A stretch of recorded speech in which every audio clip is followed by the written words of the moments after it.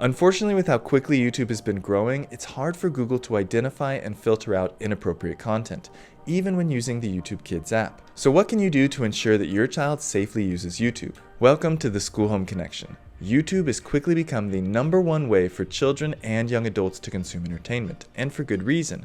It's a library containing millions and millions of videos from all over the world covering every topic you could ever think of.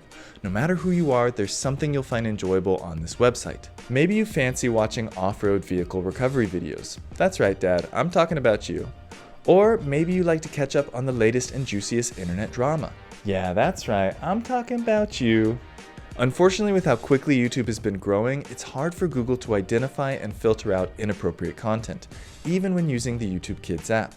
Just one quick Google search of the term Elsagate and you'll see that I indeed do watch too much YouTube drama. So what can you do to ensure that your child safely uses YouTube? Let's start by looking at a goal, and then we'll talk about the steps we take to reach that goal. The goal is for you and your child to build a sense of trust around the use of YouTube. You want to be able to trust that they're going to be responsible when using the app, and they need to trust you so that they can make mistakes and not be judged. There's 3 steps you can take to build trust. Step 1, discussion. Step 2, monitoring. Step 3, reflection. And while technically there are only 3 steps, it's really more like a Stairmaster because those steps keep going round and round. And at first those steps might go really fast because early on children are more likely to make mistakes, but I promise with time and consistency, those steps will slow down and you'll be able to catch your breath. So let's look at those 3 steps a little bit closer. Step 1 is discussion, and it's a bit like birth control because this is our preventative tactic. You want to prepare your child through discussion for places where they could make mistakes on YouTube. Some great discussion topics include appropriate versus inappropriate content, how much time they spend watching YouTube, and not sharing personal information online. Remember, these are discussions. It's not about you telling them what's right and wrong. It's about guiding them towards that responsible thinking through conversations, interactions, and experiences. So spend time watching YouTube with your child, and discussions about these topics will arise naturally. If working with children for half my life has taught me anything, it's that while discussions are great, they don't always yield success, which is why it's important for you to allow your child to feel comfortable making mistakes, which leads to step number 2, monitoring. Monitoring is how we assess how things are going. Be upfront with your child that you will be monitoring their use of YouTube, and most importantly, explain why. This is to build trust. The goal is for no monitoring to be needed because one day they're going to become an adult with no one to monitor them.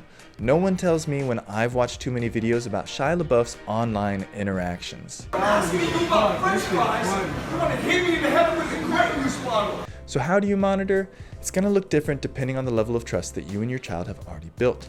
My recommendation would be twofold. First, if need be, you can check the library button on the app or on the website to see what your child has recently been watching.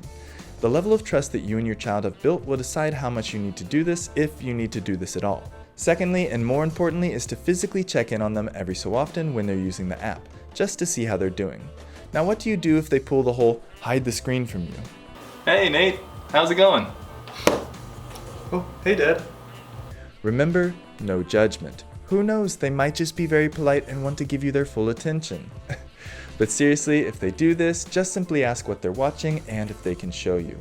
Be genuinely interested, and then afterwards you can share your thoughts and feelings, which leads to step number 3, reflection.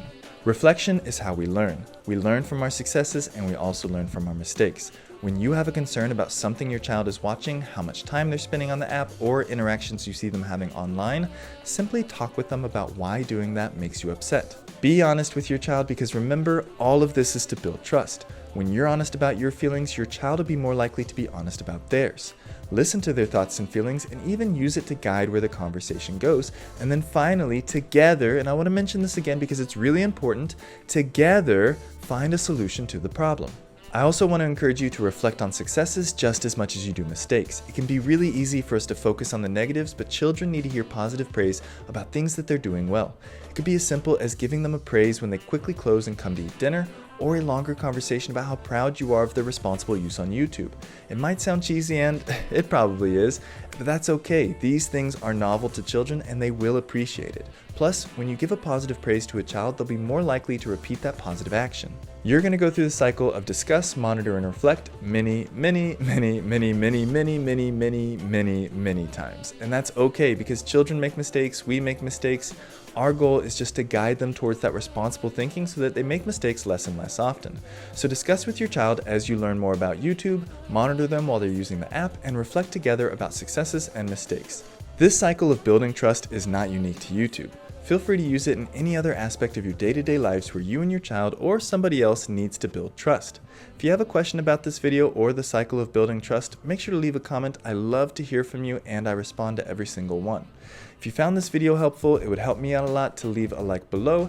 Make sure to subscribe so that you can stay up to date with School Home Connection videos as they come out every single week. Thank you so much for watching. I hope you have a great day. Keep learning, keep growing. Bye.